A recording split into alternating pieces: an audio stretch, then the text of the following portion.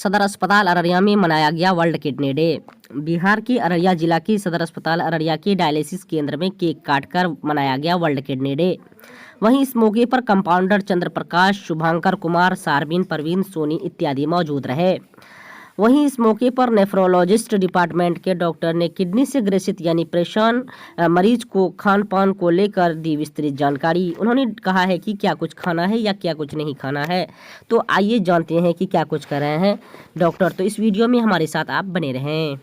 तो सबसे बड़ी बात तो हमें किडनी का पेशेंट काफ़ी वर्ल्ड वाइड काफ़ी बहुत ज़्यादा बढ़ गई। हाँ, उसका बढ़ने का मेन रीज़न जो है वो मेन जनरली ज़्यादातर देखा गया है कि डायबिटीज़ या ब्लड प्रेशर ही मैक्सिमम पेशेंट्स में, या तो ब्लड प्रेशर है, डायबिटीज़ है तो डायबिटीज़ से कन्वर्ट लोग हो जाते हैं किडनी वाले पेशेंट में, हाँ, या फिर ब्लड प्रेशर वाले पेशेंट जो हैं वो कन्वर्ट हो जाते हैं किडनी वाले पेशेंट्स में।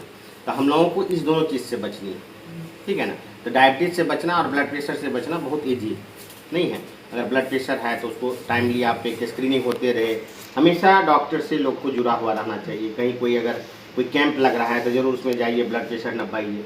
जो पेशेंट नहीं है वो भी अगर लग रहा है उसमें, मान लीजिए 30-40 प्लस अगर हो गए, 30 प्लस भी हो गए तो जरूर जाकर के एक बार ब्लड प्रेशर। यहीं हम कुछ पेशेंट को देख रहे हैं कि बहुत कम एज है लेकिन उसका किडनी खराब हो गया। उसका मेन उस सब में मेन वही लग रहा है कि उसका ब्लड प्रेशर बढ़ा हुआ रहता होगा जिसके कारण किडनी खराब हो गई। और डायबिटिक में तो देखें कि कम एज में नहीं, ज़्यादा एज में जनरली किडनी खराब होती है, 40 प्लस में होती है। तो इस सब चीज़ों से हम लोगों को बचनी है। और जो किडनी वाले पेशेंट हैं उनको घबराना नहीं है, क्योंकि उनका इलाज तो मान लीजिए ट्रांसप्लांट तो एक है ही जो भी है, लेकिन अगर मान लीजिए उतना हम सक्षम नहीं हैं या जो भी नहीं है तो डायलिसिस की व्यवस्था अभी सारे सदर हॉस्पिटल में, बिहार में भी अभी चालू है हर जगह। और वहाँ आपको रेगुलर जो होती है डायलिसिस, जितनी बार हम सजेस्ट करेंगे, या तो 2 बार या 3 बार, वो आपको डायलिसिस करवाते रहना है। और जो हम दवा हम देंगे वो दवा आपको खानी है। ब्लड प्रेशर भी बढ़ी रहेगी तो उसको कम करने के लिए दवा देते हैं हम लोग, डायबिटीज़ के लिए हम लोग दवा देते हैं, ठीक है। और मेन उसके अटेंडेंट वगैरह जो है, जो उनके खान पान पे ध्यान दें। डाइट जो है, डाइट बहुत इंपॉर्टेंट चीज़ है कि डाइट कैसे उनको देना है, ठीक है ना। जैसे हम लोग कभी लगता है कि नहीं चलो अगर पैर वगैरह ज़्यादा फूल रही है या कुछ हो रहा है, फिर हाँ पानी पे बहुत ध्यान देना है कि पानी कितना लेना नहीं है, वो हमेशा 24 घंटे में आपको नाप करके लेना है। ये तो पेशेंट के साइड हम कह ही रहे हैं और अटेंडेंट को भी बोल रहे हैं, उस चीज़ पे काफ़ी ध्यान देना। अगर पेशाब नहीं हो रही है या आउटपुट एकदम बिल्कुल कम है तो पानी उस ढंग से एकदम देना है ये, ठीक है ना। और डाइट बहुत इंपॉर्टेंट, क्योंकि डाइट इंपॉर्टेंट है। डायलिसिस में हमेशा जो होती है, आपका जो डायलिसिस होता है उसमें कुछ अच्छे न्यूट्रिएंट भी छंट करके बाहर आ जाते हैं, तो वो अच्छे न्यूट्रिएंट तो आपको लेना पड़ेगा। और वो अच्छे न्यूट्रिएंट आपको हमेशा जनरली हम लोग बोलते हैं कि नहीं, जो शाकाहारी हैं वो पनीर वगैरह लेना है, पनीर से लेना है, क्योंकि प्रोटीन जो है, प्रोटीन ही मेनली लेना है, जिससे कि बॉडी मास जो है वो बना रहेगा। और जो नॉन वेजिटेरियन है उनको हम कहते हैं कि अंडा वगैरह, अंडा बहुत अच्छा है। एग जो है, उबला हुआ एग जो है, 2 ठो सुबह में पीला हटा करके 2 ठो शाम में ले ली, तो वो हमेशा हम लोग हर पेशेंट को भी बोलते हैं। नमक कम खानी, ठीक है।